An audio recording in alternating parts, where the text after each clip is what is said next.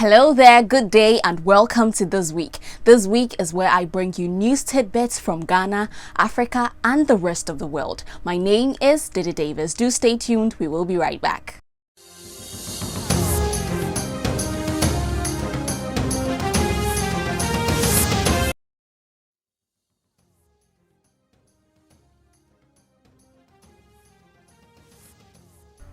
Welcome back. Two beautiful women earlier this week lost their lives as a result of an alleged assault by their partners. One, Elizabeth Akpalu, who was a level 300 student of the Presbyterian University College, and the wife of a businessman in Ghana, Mrs. Lillian Dejo, were victims of an alleged assault earlier this week, which is unfortunate. And I find it very sad for such things to happen to these beautiful women. I mean, this is the 21st century. You don't beat a woman. You don't do that. And the funny thing is, when he was arrested and being interrogated, he said, yes, he's been assaulting the wife. But on the day that Lillian died, he woke up to find her on the floor. And so who does that? Who assaults the wife? And to you women, I plead with you, my sisters, my mothers, if you are being assaulted, please leave to live. Run for your life. Forget about the fact that yes, you want your children to have that father and mother relationship at home, but this is your life we're talking about. Your children also need you.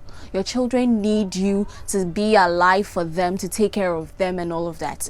So if you ever find or realize some signs of assault or abuse, whether emotionally or physically, please run for your life. You can report to the Domestic Violence and Victim Support Unit at the Ghana Police Service so that they can help you come out of it. And that is not to say that men don't also get their share of the abuse. Men are also being abused. And so to you men, forget the stigma that the society gives you and run for your life. Report these women who abuse you. No one deserves to be abused. No one. No one. On to our next story. Ghana card is a primary card that serves as one's proof of identity and citizenship. So far, 15.5 million people have been enrolled onto the national identity system, and the process is expected to be completed this year.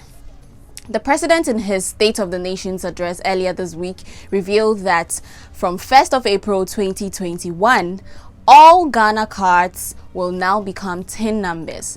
And then from the second quarter of this year, all passports, driver's license, birth certificate numbers will all be linked to the Ghana card. And then also in the course of the year as well, all SNIT numbers will become national identity numbers. So if you haven't registered for your Ghana card, please do so. Go to the National Identification Authority to register for the card, as it's a very important card. It's for a period of 10 years, and so you can't afford to be left out of this second registration that is coming up soon. In our next story, the Black Satellites of Ghana beats Uganda 2-0 to emerge as the champions of the African Cup of Nations Under-20 competition. And as a sign of appreciation, President Nana Dankwa Akufo-Addo has gifted them $10,000 each. Woo! Go. That's some money there. But part of it will be given to them, which is 5,000, and then the 5,000 will be used as an investment for a period of 10 good years. So at the end of the 10 years, they can go for their other half plus their interest and everything. But congratulations to the Black Satellites for making Ghana proud. At least they didn't break our hearts like their openers. And when I say the openers, you do know who I'm talking about. That was just by the way. But congratulations to them and well done. former Auditor General, Mr. Daniel Yao Demelevo, resumed work on the 3rd of March 2021 after he exhausted his 167 accumulated leave days. Concerns were raised about his age as to whether he was supposed to retire last year or this year. Now, in view of that, President Nana Addo Dankwa Akufo-Addo, in a letter signed by his secretary, asked him to go on retirement as his date of birth proves so. Several concerns have been raised that his retirement is unlawful and it's not fair and all of that. But MP for Elembele, Mr. Emmanuel Kofi Dua, is asking President Nana Addo Dankwa Akufo-Addo to reinstate Mr. Daniel Yao Demelevo. And, you know, it's for someone who raised hopes that he's going to fight corruption in this country. I think this is the surest way to go. And this man has been doing a really great job. And so if you really want to fight corruption, I think the president should reinstate him as the Auditor General to continue the good work he's doing. I mean, you can go on retirement, but then he can give him maybe a year contract or something so that he would continue to help Ghana in the fight of corruption. In some African stories, specifically Ivory Coast, Prime Minister Hamed Bakayoko lost his life in Germany where he was receiving medical treatment for cancer.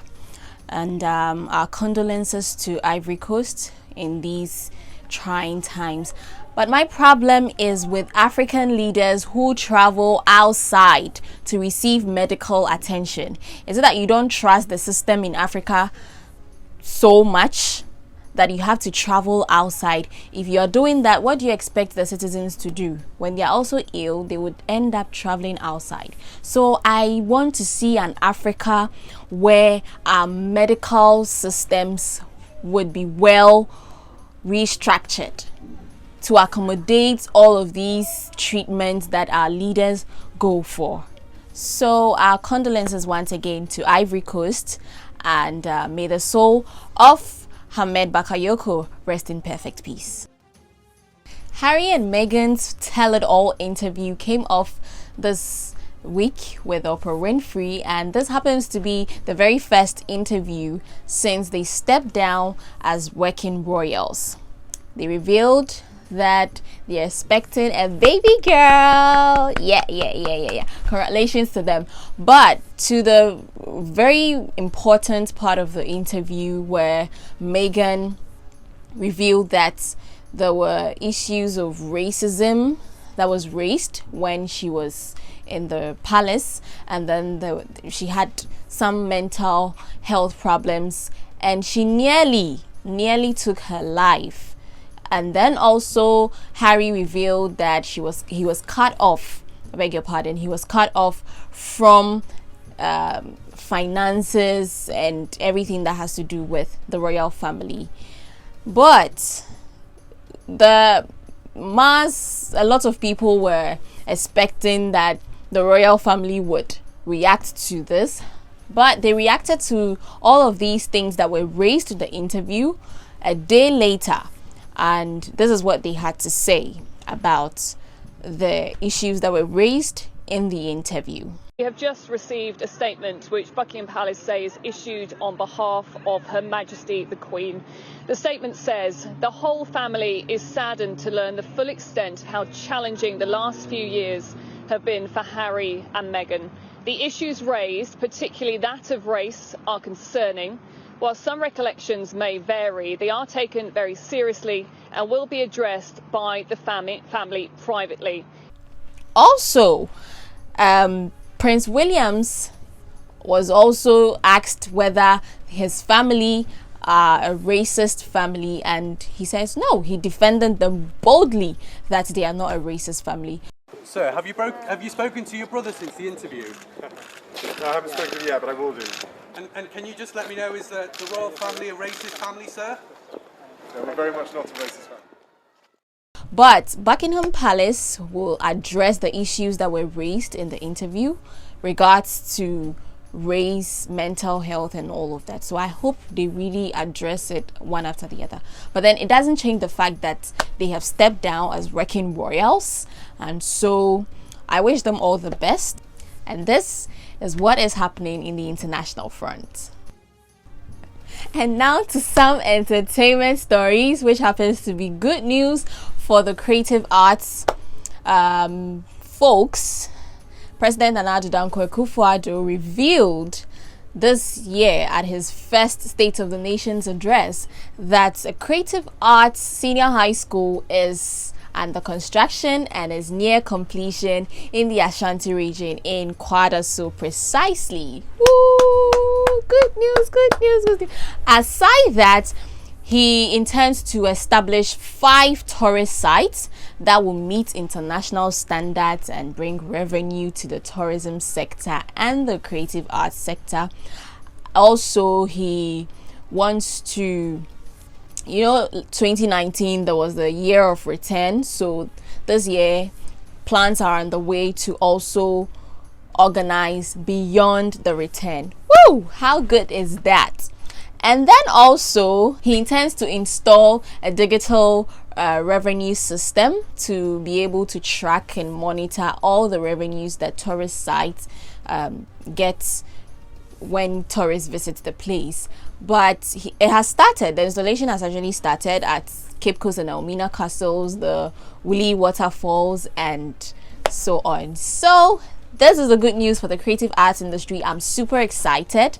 And as part of that, earlier, some couple of weeks ago, the minister designate for the tourism sector revealed that he plans to establish a film studio in Ghana here, which is also good news. So it looks like creative arts folks are going to be more engaged this year. I just hope it wouldn't just be talk, but it's action oriented. That is all I'm concerned about. So good news for the creative arts school that is near completion and all of that. So this has been the entertainment segment. Coronavirus! Welcome to the COVID-19 tip of the week. Today on COVID-19 tip of the week, I will be sharing with you the vaccination centers that are in Ghana here, and so take notes and then walk to any of these centers if you are within the environs to get vaccinated. For those in Tema Metro, specifically Tema North, Tema South, Community 1 and Mahian, these are the places where you can be vaccinated. For those in Weja Gbawe, Weja, Obonglo and Malam, these are the places where you can be vaccinated. And then North, if you are within Pokwase, Ofanko, Amanfrom and Trobu, this is where you can be vaccinated.